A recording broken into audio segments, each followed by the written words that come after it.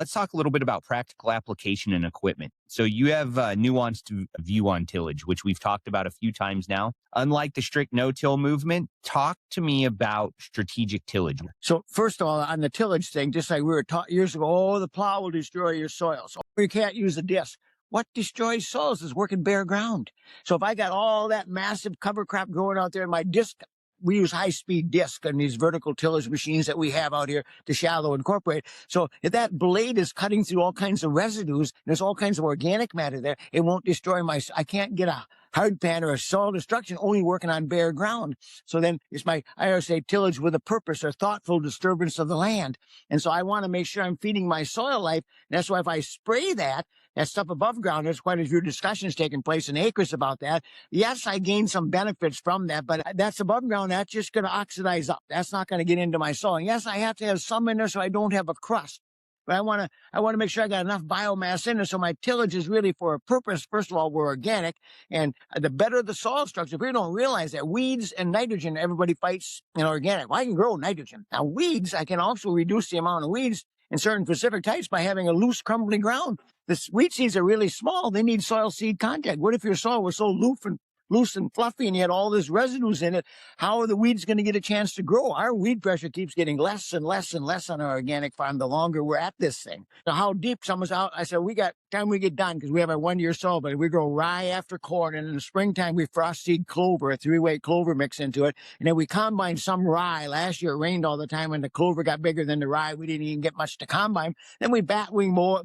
So the first thing, if you go back to Louis Bromfield in the 1940s, Malabar Farms, when he first talked about building 6 inches of topsoil in 5 years, first thing you do is put a blanket on top of the ground. So all that straw and all that residue, we batwing more. So when I come to springtime, there's about 3-4 inches of residues. Now, some of that's being digested as time goes on. Then in the spring, when the clover is 6 to 8 inches tall, it's really high and succulent, something I'd feed to a cow to get a lot of milk out of her. If I put that back in the soil, that feeds bacteria. Now I got my surge of soluble nutrients to grow that crop. And so it's understanding how biology works and how to feed them to get this thing to work. And yes, I might do some destruction, maybe by tearing their house apart, but I'm not tearing a bare house apart. All the sticks and pieces are still laying there. They just got to put it all back together. The food is all there for them.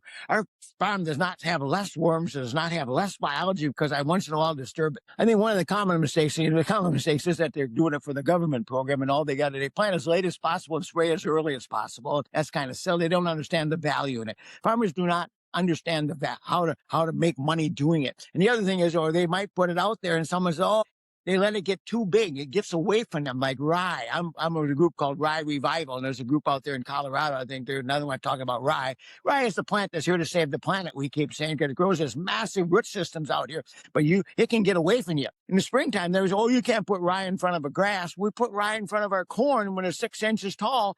Well, I tell people, you better take it down. It'll grow really fast and get away from it. Once it gets too complex, now the soil life's got to eat first, and you're starving your crop, and then you blame the cover crops when it's really your management. It's learning what you're trying to accomplish with that. And what minerals am I trying to extract? It's really interesting out there in Center, Colorado. There's a really good potato farmer out there. You probably know who I'm talking about. But anyway, he grew mustard as a biofumigant on potatoes. And he's in light, sandy soil. And it accumulated unbelievable amount of sulfur. So there's a story about a plant. Not only did it bring up, because it's got a yellow flower, mustard, it brings up calcium, phosphorus, but it brought up a huge amount of sulfur. Well, now I got my sulfur in that carbon biological cycle, but you see, they got it because they're growing potatoes. They can't leave it. They want to work that into the ground because they can't have those residues laying in the soil when they grow their potatoes. So they're doing a destructive kind of a thing, but they're doing 1 year soil building and 1 year potatoes and getting very successful about doing that. But understanding what plants would bring up minerals and find minerals that you normally wouldn't do. That's a light soil. You wouldn't expect to get that much sulfur out of a plant unless it's a special plant for a special reason.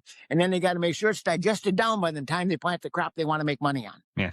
And then say, who am I trying to feed? What am I trying to accomplish with? What crop am I going to follow next? And I'm going to follow a crop like soybeans here in the Midwest. I don't mind my cover crop getting bigger because I want to starve the soil of nitrogen so then the soybean will put more nodules and produce more of its own nitrogen. But now if it's a grass crop, wheat or corn or something, oh my gosh, I cannot do complex carbon. I got to do highly soluble. It needs a lot of soluble nutrients, those crops do. So then I better not let those cover crops get that big. Don't get to that woody, that really tough material to break down, because then what are you feeding? You're feeding the fungi, right? You're not feeding the bacteria. Yeah. Like you only live for a short period of time. They got that 5-to-1 nitrogen to carbon ratio. And so then after they die, the fungus and the other animals eat them. Well, then if we get a burst of nitrogen, where's the nitrogen coming from? Well, there's 79% of it above the ground. Besides that we grew can accumulate high nitrogen levels, but we also can feed organisms that can pull more nitrogen out of the air. Perfect.